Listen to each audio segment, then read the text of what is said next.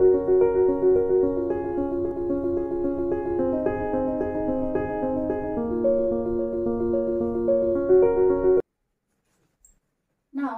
what do you mean by standard form? Standard form of rational number. Standard form. Standard form. Standard form of rational number. That means the HCF of the numerator and denominator is 1. है ना? Highest common factor जो है आपके अंश और हर में numerator denominator में 1 होना चाहिए. दैट मीन्स और ज्यादा वो कैंसिल ना हो सके, और ज्यादा सिंप्लीफाइड ना हो सके. तो standard form is nothing but it's a simplified form of rational number. For example, standard form. Suppose I have written -1/2. This is a negative rational number and 1/2 is the smallest number. That means we cannot further cancel it. और ज्यादा मैं इसको cancel नहीं कर सकती. लेकिन वहीं पर मैंने लिखा है 10/20. इसी चीज को मैंने ऐसे लिखा है 10/20. 10/20 को ध्यान से देखेंगे तो अभी ये स्टैंडर्ड फॉर्म में नहीं है. ठीक है, स्टैंडर्ड फॉर्म में क्यों नहीं है? क्योंकि 0 से 0 में कैंसिल कर सकती हूँ. या अगर 2 से मैं कैंसिल करूंगी तो 2 5 are 10, 2 10s are 20. 2 5 are 10, 2 10s are 20. Then again 5 1s are 5, 5 2s are 10. So -1/2 इसका स्टैंडर्ड फॉर्म आ गया, क्योंकि और ज्यादा है जैसे ये पहले नंबर था कैंसिल नहीं होगा. स्टैंडर्ड फॉर्म को और थोड़ा सा देखेंगे हम, जैसे कि 3/12 और -12. So standard form says that denominator में कभी भी नेगेटिव साइन नहीं होता. So try to make it positive. तो हम क्या करेंगे, दोनों तरफ पहले तो -1 मल्टीप्लाई कर देंगे न्यूमरेटर डिनोमिनेटर में. तो हमें मिल जाएगा -3/12, क्योंकि माइनस और माइनस हो गया प्लस, तो -3/12. नाम इसको कैंसिल करेंगे अगर और सिंपल हो रहा है. 3 1s are 3, 3 4s are 12. So simplified form आ गया -1/4. इसका मतलब आप ये दो एग्जाम्पल से शायद थोड़ा समझ पाए होंगे कि स्टैंडर्ड फॉर्म का मतलब क्या है. स्टैंडर्ड फॉर्म मतलब व्हेन वी राइट या when we express rational number, किसी रैशनल नंबर को हम एक्सप्रेस करते हैं, है ना, in smallest form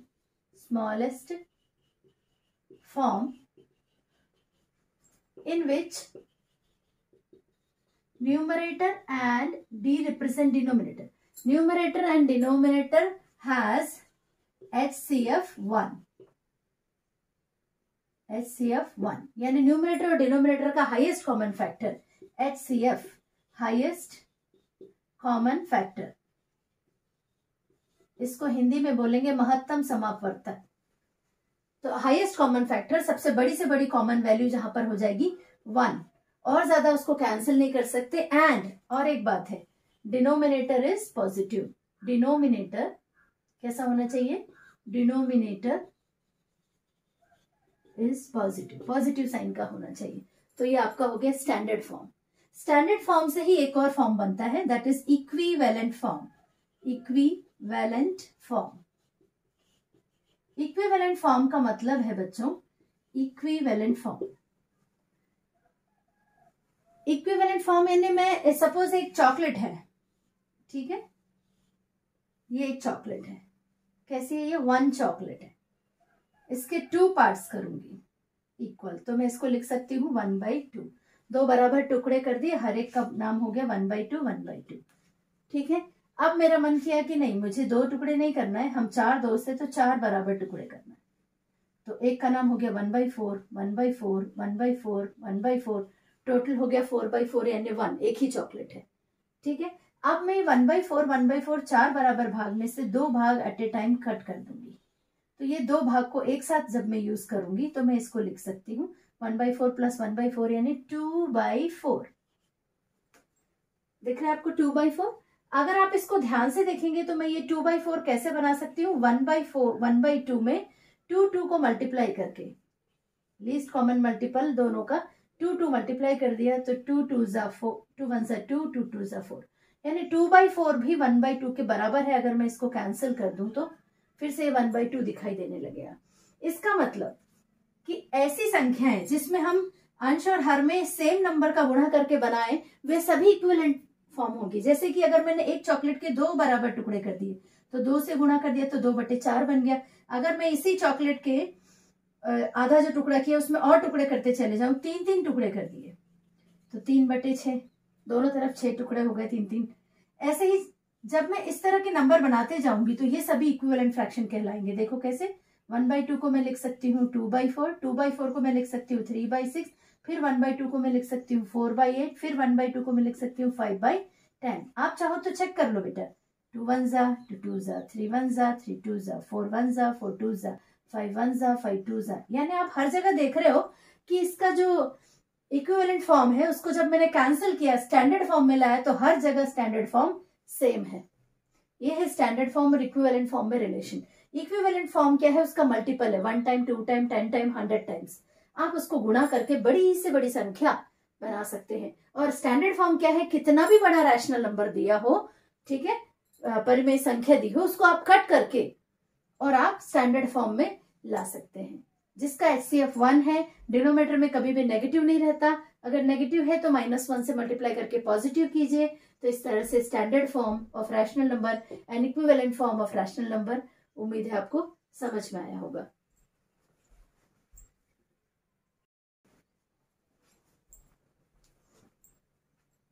Now after this equivalent form, let us come to comparison of rational number. How you will compare the rational number? Comparison of rational number. Comparison of rational number. First of all, जब भी हम compare करते हैं, when we are comparing, we must see the denominator. Okay? जब मैं कोई rational number को compare कर रही हूँ, for example 2/3 and 4/5, for example ये दोनों रैशनल नंबर मैंने ले लिए, ठीक है। तो सबसे पहले देखना है, इससे भी इजी एक एग्जाम्पल लेते हैं, लेट इट बी, इसको रहने दीजिए। मान लो कि मैंने ले लिया बच्चों 2/3 एंड दूसरा ले लिया मैंने 5/3। चलिए पहले इसको देख लेते हैं। 2/3 और 5/3 में अगर आप डिनोमिनेटर देखेंगे तो डिनोमिनेटर की वैल्यू क्या है आपके पास, 3 है। डिनोमिनेटर दोनों सेम है कि नहीं है, पहले तो ये देखो, डिनोमिनेटर सेम है तो आप कहोगे yes ma'am denominators are same. अगर डिनोमिनेटर आपके पास सेम है, ठीक है बच्चों, डिनोमिनेटर आपके पास सेम है तो आप न्यूमरेटर को आसानी से कंपेयर कर सकते हैं। यानी आपके पास जो भी चीज है उसके 3 बराबर टुकड़े किए आपने, और क्योंकि डिनोमिनेटर सेम है, न्यूमरेटर और डिनोमिनेटर में से 3 में से 2 भाग, और जबकि 3 को में से 5 भाग नहीं ले सकते हम, तो इसको इक्विवेलेंट फ्रैक्शन में लिखेंगे हम तो दिखाई देगा कि 10/6 है ना। तो अगर आप डिनोमिनेटर सेम है तो आप खुद बता सकते हैं कि 2 बड़ा है या 5 बड़ा है न्यूमरेटर में, तो आप इजीली कह सकते हैं कि 2/3 इज लेस देन 5/3।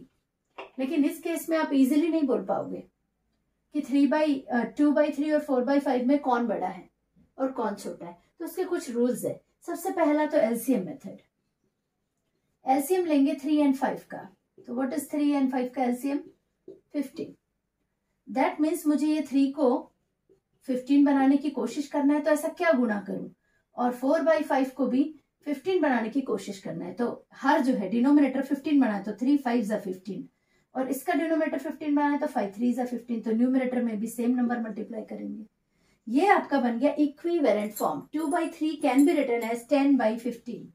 2/3 को हम 10/15 लिख सकते हैं और 12/15। अब एक खास बात हो गई, एक तो ये इसका इक्विवेलेंट फॉर्म है, ठीक है, समांतर रूप है उसका। दूसरी बात, डिनोमिनेटर दोनों के बराबर हो गए बच्चों। जैसे ही डिनोमिनेटर बराबर हो गए, आपको न्यूमरेटर में कंपेयर करना बहुत आसान हो गया। अब क्योंकि डिनोमिनेटर बराबर हो गए तो आप इसको भूल जाओ, या समझ लो कि डिनोमिनेटर इक्वल कर लिया, तो सिर्फ आपके पास कंपैरिजन बच गया है न्यूमरेटर का।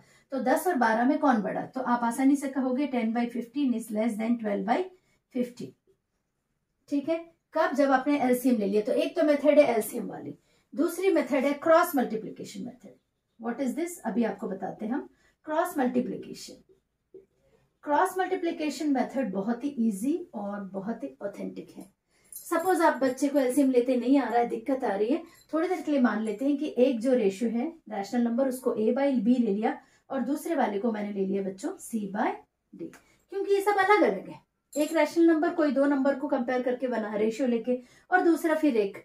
अब इन दोनों को मुझे कंपेयर करना है, तो एक तो एलसीएम मेथड है जो आपने देख लिया कि डिनोमिनेटर को मुझे बराबर बनाना होगा, पहला काम। अदरवाइज दूसरा एक मेथड है कि आप क्रॉस मल्टीप्लाई कीजिए, यानी ये डिनोमिनेटर को इस न्यूमरेटर से मल्टीप्लाई और यहाँ के डिनोमिनेटर को इससे multiply. That means a into D is equal to b into C. B C एक साथ लिखा है, इसका मतलब बीच में डॉट है यानी इंटू है। a into D is equal to b into C. अगर ये दोनों इक्वल हो गए, ठीक है, a into B is equal to b into C, इसका मतलब बनेगा, दिस इम्प्लाइज, इसका मतलब बनेगा कि a बाई बी बराबर है c बाई डी के। लेकिन अगर a इंटू डी बड़ा आता है b इंटू सी से, इसका मतलब है this implies a by B जो है वो बड़ा है c बाई डी से। लेकिन अगर a इंटू डी की वैल्यू छोटी आती है b इंटू सी से, इसका मतलब है a बाई बी छोटा है b बाई सी से। अब आप ये जो मैं बात बोल रही हूं इसको क्लैरिफाई करने के लिए, ये सही है कि नहीं, या इसको चेक करने के लिए एक और एग्जांपल हम लेते हैं, या फिर यही एग्जांपल ले सकते हैं जिसको हमने एलसीएम मेथड से चेक किया, उसको हम क्रॉस मल्टीप्लिकेशन मेथड से भी चेक कर लेते हैं। चलिए देखते हैं। a की वैल्यू है 2, यहाँ पर कंपेयर करें इसको तो a बाई बी, तो a की वैल्यू 2 है, b की वैल्यू 3 है, c बाई डी, c की वैल्यू 4 है और d की वैल्यू 5 है। अब हम इस फॉर्मूले के हिसाब से लिखेंगे a इंटू डी, यानी 2 इंटू 5। ठीक है बच्चों, अब इसको चेक करो, ये है 4 और 3, c और d की वैल्यू, तो b इंटू सी, b की वैल्यू है 3 इंटू सी की वैल्यू है 4। अब दोनों को गुणा करो, 5 दूनी 10, 3 और 4 3 12, 10 और 12 कौन बड़ा है? क्या ये दोनों इक्वल आ गए? तो पहली कंडीशन नहीं, ये दोनों इक्वल नहीं आए। क्या 10 बड़ा है? नहीं। दूसरी कंडीशन भी नहीं, 10 बड़ा नहीं है। तो क्या 10 छोटा है? a इंटू डी, यस 10 छोटा है 12 से, यानी 10 इज स्मॉलर देन 12। इसका मतलब 10 छोटा है, इसका मतलब पहला रेशियो जो है 2/3 वह छोटा होगा, दूसरा रेशियो 4/5 क्यों। यही आंसर हमने निकाला था बच्चों इक्विवेलेंट फॉर्म से और एलसीएम मेथड से। वही आंसर आपने डायरेक्ट निकाल दिया कि जब आपने गुणा किया तो इस तरह से आप क्रॉस मल्टीप्लिकेशन मेथड से भी चेक कर सकते हैं कि दो दिए हुए रैशनल नंबर में से कौन सा बड़ा है। तो इस वाली टेक्निक को हम कहते हैं कंपैरिजन ऑफ रैशनल नंबर। ये टेक्निक आप और भी कहीं यूज कर सकते हैं। वो कैसे? अभी हमने 2 रैशनल नंबर लिए, सपोज आपके पास 3 या 4 रैशनल नंबर है, जैसे 2/3, 5/3, 7/3, जहां डिनोमीटर सेम है, तो इसको असेंडिंग ऑर्डर में जमाने के लिए हम यूज कर सकते हैं और ये ऑलरेडी जमा हुआ है असेंडिंग ऑर्डर में। डिनोमीटर सेम है, 2 से बड़ा 5, 5 से बड़ा 7। या डिसेंडिंग ऑर्डर में जमाने को बोला घटते क्रम में, तो 7/3 पहले आएगा, फिर 5/3, फिर 2/3। लेकिन अगर रैशनल नंबर डिफरेंट हो तब आप सबका एलसीएम इक्वल करके कंपेयर कर सकते हैं, या फिर इस तरह से ये जो मेथड लगाई आप कंपैरिजन करके पता कर सकते हैं कि असेंडिंग ऑर्डर या डिसेंडिंग ऑर्डर में हम इसको कैसे अरेंज करें। तो ये आपका था कंपैरिजन ऑफ रैशनल नंबर। कोई भी दिए हुए 2 संख्याओं को आप कंपेयर कर सकते हैं सिंपलेस्ट फॉर्म में ला करके, इक्विवेलेंट फॉर्म में ले जा करके, एलसीएम ले करके या क्रॉस मल्टीप्लाई ले करके। एक और खास बात है, जब हम कंपैरिजन कर रहे हैं तो अगर ये पॉजिटिव इंटीजर है तो ठीक है, लेकिन अगर नेगेटिव इंटीजर है यानी न्यूमरेटर या डिनोमिनेटर दोनों में से किसी में नेगेटिव है तो कोशिश करें कि डिनोमिनेटर में कभी भी नेगेटिव ना आए। अगर डिनोमिनेटर में नेगेटिव दिया है तो -1 मल्टीप्लाई करके न्यूमरेटर में नेगेटिव ले जाओ, और दोनों तरफ नेगेटिव है तो कंपैरिजन आसान है। एक नेगेटिव और एक पॉजिटिव है तो ऑटोमेटिकली जो नेगेटिव नंबर है वो छोटा होगा और पॉजिटिव नंबर है वो बड़ा होगा। और अगर दोनों पॉजिटिव है तो कोई दिक्कत ही नहीं, जो नंबर बड़ा है वो बड़ा है। ठीक है बच्चों, इस तरह से हम कंपेयर कर सकते हैं।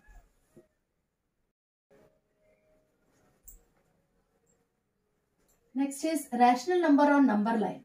Rational number on number line. Number line पर हम रैशनल नंबर को कैसे ड्रॉ कर सकते हैं? ठीक है बच्चों, तो रैशनल नंबर फॉर एग्जांपल हम 2 रैशनल नंबर ले लेते हैं ताकि हम नेगेटिव और पॉजिटिव दोनों रैशनल नंबर को प्रेजेंट करना सीख सकें।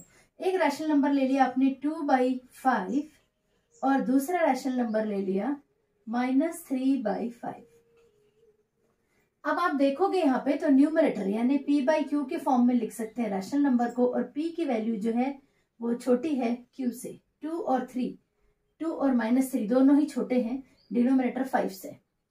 ऐसे केस में जब p की वैल्यू छोटी हो q से, ठीक है, न्यूमरेटर छोटा हो डिनोमिनेटर से बच्चों, तब आप क्या करते हैं, हमेशा नंबर लाइन जो है वो 0 के लेफ्ट में मिलेगी नेगेटिव नंबर के लिए और 0 के राइट में मिलेगी पॉजिटिव नंबर के लिए, और यह लाइन 0 से 1 के बीच में ही होगी हमेशा, 1 से ज्यादा बड़ी नहीं जा सकती, 0 से 1 के बीच में। लेफ्ट में आएगा -1, राइट में आएगा +1, क्योंकि इंटीजर को अगर नंबर लाइन पे हम रिप्रेजेंट करेंगे तो 0 आता है बीच में, और हमने जैसा कि पढ़ा था 0 ना तो पॉजिटिव है ना नेगेटिव है, 0 इज 0 इटसेल्फ, ठीक है, it is neither positive nor negative. So 0 से 1 के बीच में हमको ऐसे बराबर भाग करने हैं जो Q की वैल्यू दी है। तो Q की वैल्यू यहाँ पर क्या है, Q is equal to 5, that means we have to do 5 equal parts. 0 से 1 के 5 बराबर टुकड़े, 1 2 3 4 5। अभी मैंने अंदाजन लिया है, आप क्या कर सकते हैं, स्केल से प्रॉपर सेंटीमीटर वाइज 5 सेंटीमीटर आराम से ले लो 0 से, और पहला 5 सेंटीमीटर को +1 और दूसरा 5 सेंटीमीटर को 0 से लेफ्ट साइड में -1 रिप्रेजेंट कर दो। अब हर एक की वैल्यू क्या बनती है, 0 से 1 तक यानी एक नंबर के 5 बराबर भाग किए तो पहला भाग का नाम हो गया 1/5, दूसरा भाग का नाम हो गया 2/5, तीसरा भाग का नाम हो गया 3/5, चौथा भाग का नाम हो गया 4/5, और पांचवें भाग का नाम हो गया 5/5, यानी कैंसिल होके बन गया +1, 5/5। ऐसे ही लेफ्ट साइड में जाएंगे तो इनका नाम हो जाएगा -1/5, -2/5, third part is -3/5, fourth part is -4/5 and fifth part is -5/5, that is equal to -1। Clear. तो +1 और -1 के 5 बराबर बराबर टुकड़े कर लिए। तो जब भी आप नंबर लाइन पे किसी रैशनल नंबर को रिप्रेजेंट करेंगे तो आपको 2 बातें ख्याल में रखनी है। पहला कि वो रैशनल नंबर का साइन कैसा है, अगर साइन पॉजिटिव है तो 0 के दाएं तरफ बनाओगे, अब मैंने एक साथ ले लिया टाइम बचाने के लिए दोनों, और अगर साइन नेगेटिव है तो 0 के लेफ्ट साइड में बनाओगे, पहली खास बात। दूसरी बात है कि Q की वैल्यू जितनी है उतने बराबर भाग करोगे आप 0 से 1 के बीच में, और यह क्योंकि प्रॉपर रैशनल नंबर है जहां पे P की वैल्यू Q से छोटी है, इसलिए ये हमेशा 0 और 1 के बीच में बनेगा। तो आपको और बड़ी नंबर लाइन ड्रॉ करने की भी जरूरत नहीं है। तो 0 और 1 के बीच में आपको 2/5 रिप्रेजेंट करना है, +2/5, 1 को छोड़ दो 2 पे आ जाओ, दिस इज योर आंसर, +2/5। ये पोजीशन हो गई A आपके पहले रैशनल नंबर P/Q की। और आपको दूसरा रैशनल नंबर -3/5 ढूंढना है, क्योंकि माइनस ढूंढना है तो लेफ्ट में जाओ 3 कदम, ये आपकी पोजीशन हो गई B -3/5 रैशनल नंबर की। तो इस तरह से आपने रैशनल नंबर A और rational number B number line पे रिप्रेजेंट कर दिया। ये आपका हो गया representation of rational number which is proper, जहां पर न्यूमरेटर की वैल्यू डिनोमिनेटर से छोटी है। लेकिन यही एक तरह से दूसरा एक एग्जांपल लेते हैं जहां पर कि रैशनल नंबर प्रॉपर नहीं है बेटा, प्रॉपर नहीं है, इसका मतलब जो P की वैल्यू है वह बड़ी है Q की वैल्यू से, ठीक है, न्यूमरेटर की वैल्यू बड़ी है डिनोमिनेटर से। तब क्या होगा, फॉर एग्जांपल के तौर पर सपोज कि मैंने आपके पास ले लिया 5/3, ठीक है, 5/3 को मुझे रिप्रेजेंट करना है। आप देख रहे होंगे P की वैल्यू बड़ी है, Q की वैल्यू छोटी है, 5/3। तो सबसे पहले मैं एक छोटा सा कैलकुलेशन कर लेती हूँ for the sake of number line की कहाँ बनेगी नंबर लाइन। तो मैं क्यों ना 5 को 3 से डिवाइड कर लूं बच्चों, और डेसिमल में देखूं कि क्या वैल्यू आ रही है। तो जैसे मैं डिवाइड करना शुरू करूंगी 3 1 जा 3, आपके पास बच गया 2, डेसिमल डाल दो और एक 0 ले लो, 3 6 जा 18। अभी चलता चला जाएगा, हमें डिवाइड करने से कोई मतलब नहीं, we want to see the value. तो डेसिमल रिप्रेजेंटेशन में 5/3 की वैल्यू है 1/6। इसका मतलब जो नंबर लाइन बनेगी वो किस किस के बीच में बनेगी, वो बाउंड्री पता चल गई। तो वो बनेगी 1 से बड़ी बनेगी जो नंबर लाइन है 5/3, लेकिन 2 से छोटी बनेगी, क्योंकि 3 2 सा 6 हो जाएगा, और यहाँ पे हमको मिला है 5। यानी हमें नंबर लाइन कौन सी बनानी है, 1 से 2 के बीच में। अब हम बनाएंगे नंबर लाइन, तो हमें 0 की भी जरूरत नहीं, ये नेगेटिव नंबर की भी, किसी की भी जरूरत नहीं। आप सिंपल अगर आप दिखाना चाहते हैं 0 तो दिखा दीजिए, फिर 0 के बीच 0 से 1 के बीच में जितना गैप लिया बेटा उतना ही 1 से 2 के बीच में आप लेंगे, ठीक है। तो अगर 0 से 1 के आपने 3 बराबर भाग किए तो 1 से 2 के भी आपको 3 बराबर भाग करने, क्यों, क्योंकि Q की वैल्यू क्या है, यहाँ पर Q की वैल्यू है 3। तो आपको हमेशा जो आप फ्रैक्शन लेंगे, जो 0 से 1 तक जो नंबर लेंगे उसके बराबर बराबर 3 भाग करेंगे। तो पहले भाग का नाम होगा 1/3, दूसरे का नाम 2/3, तीसरे का नाम 3/3 दैट इज इक्वल टू 1, फिर 4/3, फिर 5/3 और लास्ट वाला बनेगा 6/3 that is equal to cancel करके 2/1 यानी 2। अब आप आसानी से 5/3 को रिप्रेजेंट कर सकते हैं, this is your answer 5/3 on the number line. But आपको दोनों चीजों में थोड़ा सा केयरफुल होना है। यहाँ पर p छोटा था तो 0 से 1 के बीच में आप ड्रॉ करेंगे, और यहाँ पर p बड़ा है तो आपको चेक करना है कि लिमिट कहाँ से कहाँ तक जा रही है, और वही नंबर लाइन आप बनाएंगे, अदरवाइज पूरी नंबर लाइन बनाने से कोई मतलब नहीं। और 0 से 1, 1 से 2 के बीच में उतने ही भाग करेंगे जितना आपकी q की वैल्यू है। सपोज यहाँ q की वैल्यू 9 होती तो आपको 9 इक्वल भाग करने पड़ते 0 से 1 और 1 से 2 के बीच में। और अगर आपने 15 लिया है तो 0 से 1 के 15 भाग और 1 से 2 के, या हो सकता है ऐसा कोई एग्जाम्पल आप एक और ले लो। फॉर एग्जाम्पल आपने ऐसा कोई रैशनल नंबर ले लिया जैसे कि वो हो गया आपका 21/5, तो आप इसको जब डिवाइड करोगे तो you will get 5 4 20, 4 point something, यानी 4 से ज्यादा। 21/5 कहाँ आ रहा है? 4 से ज्यादा और 5 से कम। तो आप नंबर लाइन 4 और 5 के बीच में बना सकते हैं। अगर आपको इसमें डाउट लग रहा है तो आप क्या कर सकते हैं, 0 से स्टार्ट करो, 0 to 1, 1 to 2, 2 to 3, 3 to 4, 4 to 5। Negative बनाने की कोई जरूरत नहीं और आपको नंबर लाइन मिलेगी। बाकी बना के ऐसे ही रहने दो, लेकिन नंबर लाइन कहाँ मिलेगी आपको? नंबर आपका कहाँ मिलेगा? 4 और 5 के बीच में। ठीक है, तो मुझे उम्मीद है आपको रैशनल नंबर को नंबर लाइन पर रिप्रेजेंट करना अच्छे से समझ में आया होगा। आप फिर से एक बार सुनिए। आपको p और q की वैल्यू देखना है कि वो प्रॉपर रैशनल नंबर है या इम्प्रॉपर रैशनल नंबर है। दूसरी बात है, आपको साइन देखना है कि वो पॉजिटिव है या नेगेटिव है। पॉजिटिव है तो 0 की दाईं तरफ हमेशा बनाना, और नेगेटिव है तो 0 के बाईं तरफ हमेशा बनाना।